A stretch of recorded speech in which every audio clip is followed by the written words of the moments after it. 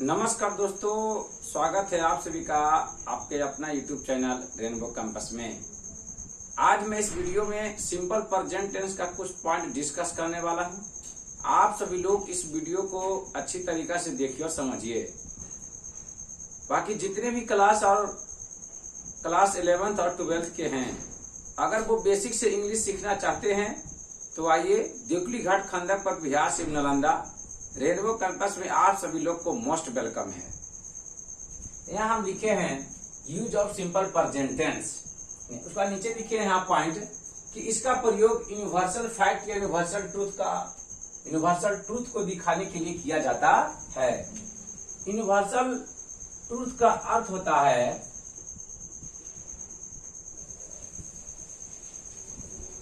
सार्वत्रिक सत्य।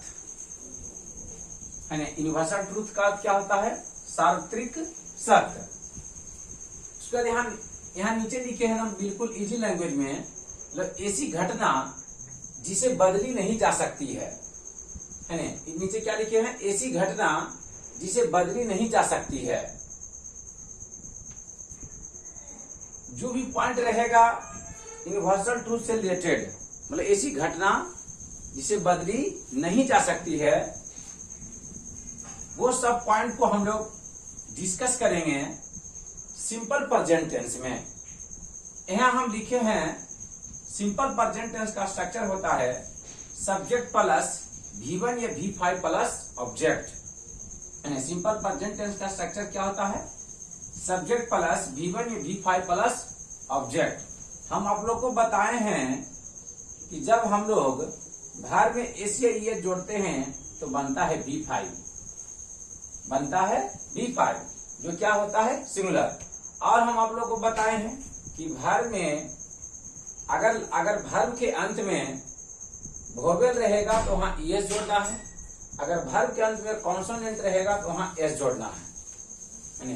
और हम आप लोग को बताए हैं कि कहाँ V1 का प्रयोग किया जाता है और कहाँ V5 का प्रयोग किया जाता है। हम आप लोग को बताए हैं कि आई, डी, you, they and plural subject रहेगा तो वहां V1 का प्रयोग करेंगे। बाकी he, she, it singular subject रहेगा तो वहां V5 का प्रयोग करेंगे। उसी प्रकार हम पहला यहाँ एग्जांपल लिए हैं the sun rises in the east. पहला एग्जांपल क्या है यहाँ? The sun rises in the east. इसका अर्थ हुआ सूर्य पूरब में उगता है, जो क्या है? सत्य है, चेंज नहीं हो सकता है। सूर्य पूरब में उगता है। दूसरा एग्जांपल है the sun sets in the west. दूसरा एग्जांपल क्या है? The sun sets in the west. इसका अर्थ हुआ सूर्य पश्चिम में डूबता है, जो चेंज कभी नहीं हो सकता है, हमेशा क्या है? सत्य है। उसके बाद 3 नंबर में लिखे हैं the earth moves round the sun. 3 number में क्या हम लोग पढ़ेंगे? The earth moves round the sun. इसका अर्थ हुआ पृथ्वी सूर्य के चक्कर लगाती है। चौथा नंबर में लिखे हैं the earth revolves round the sun. चौथा नंबर में लिखे हैं the earth revolves round the sun. इसका अर्थ हुआ पृथ्वी सूर्य के परिक्रमा करती है। यहाँ मूव्स का और रिवॉल्व्स का दोनों का एक ही अर्थ होता है, चक्कर लगाना और परिक्रमा करना, मतलब दोनों का सेंस एक ही हम लोग अर्थ समझेंगे। 5वां नंबर में लिखे हैं water freezes at 0 degree Celsius. 5 number में हम लोग क्या पढ़ेंगे? Water freezes at 0 degree Celsius. हम आप लोग को बताए थे कि अनकाउंटेबल नाउन रहेगा तो हमेशा वो क्या होता है? सिंगुलर। तो सिंगुलर सब्जेक्ट रहेगा तो हम लोग सिंगुलर वर्ब का यूज करेंगे। इसलिए यहाँ वाटर है, यहाँ ये क्या है? V5 का यूज किए हैं। Water freezes at 0 degree Celsius. पानी 0 डिग्री सेल्सियस पर जमता है, जो क्या है? सत्य है। पानी 0 डिग्री सेल्सियस पर जमता है। उसके बाद 6 नंबर में लिए हैं ऑयल फ्लोट्स ऑन वाटर। इसका अर्थ हुआ तेल पानी पर तैरता है, जो क्या है? सत्य है।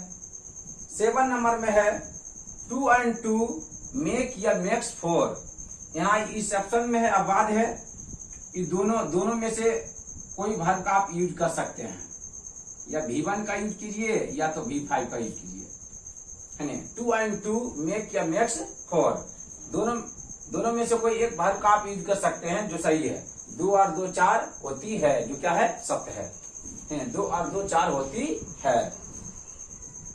8 नंबर में लिखे हैं 2 parallel lines never intersect each other. 8 number में हम लोग क्या पढ़ेंगे, 2 parallel lines never intersect each other. इसका अर्थ हुआ 2 समांतर रेखाएं आपस में कभी नहीं काटती है। यहाँ हम अगला पॉइंट यहाँ नीचे लिखे हैं इम्फेटिक स्टेटमेंट, जोरदार कथन, है ना। इम्फेटिक स्टेटमेंट जोरदार कथन में भी सिंपल प्रेजेंट टेंस का यूज किया जाता है। इसका स्ट्रक्चर होता है सब्जेक्ट प्लस डू या does plus V1 plus object. हम आप लोग को बताए हैं कि जैसे कि यहाँ डू की बात किया जाए तो डू होता है प्लुरल और डज होता है सिंगुलर। तो आई बी यू देन प्लुरल सब्जेक्ट रहेगा तो वहां डू का प्रयोग करेंगे, और he she it singular subject रहेगा तो वहां डज का प्रयोग करेंगे।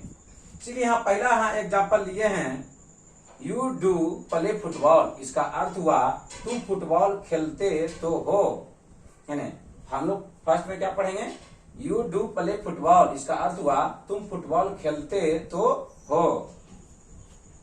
सेकेंड नंबर में लिखे हैं सी डज रीड इंग्लिश, है ना। सेकेंड नंबर में क्या पढ़ेंगे, सी डज रीड इंग्लिश। इसका अर्थ हुआ वह अंग्रेजी पढ़ती तो है, ना। इसका क्या अर्थ हुआ, वह अंग्रेजी पढ़ती तो है। थर्ड नंबर में लिखे हैं he does come to class. He does come to class. इसका अर्थ हुआ वह क्लास आता तो है, ना। वह क्लास आता तो है। यूनिवर्सल ट्रूथ यही सब पॉइंट आएगा आप लोग को। इससे 1 नंबर बोर्ड एग्जाम में एकदम फिक्स है। हर साल यूनिवर्सल ट्रूथ से 1 नंबर बोर्ड एग्जाम में पूछा जाता है ना। यूनिवर्सल ट्रूथ आप एकदम सिंपल भाषा में समझिए। जैसे कि मान लिया जाए कि एप्पल मिस सेब होता है, मैंगो मिस आम होता है, जो चेंज नहीं हो सकता है, उसी से रिलेटेड मतलब उसी पर आप लोग समझ सकते हैं, है ना। इसीलिए सिंपल यहाँ लैंग्वेज में लिख दिए हैं कि ऐसी घटना जिसे बदली नहीं जा सकती है, जो बिल्कुल क्या है सत्य है, उसी का हम लोग सिंपल तरीका में समझेंगे यूनिवर्सल ट्रूथ, है ना। तो ये सब जो भी पॉइंट बताएं आप लोग अच्छी तरीका से देख लीजिए, ताकि काफी बहुत महत्वपूर्ण है। इससे बोर्ड एग्जाम में 1 नंबर का प्रश्न फिक्स है। बाकी नेक्स्ट वीडियो मिलेंगे। Thank you all of you.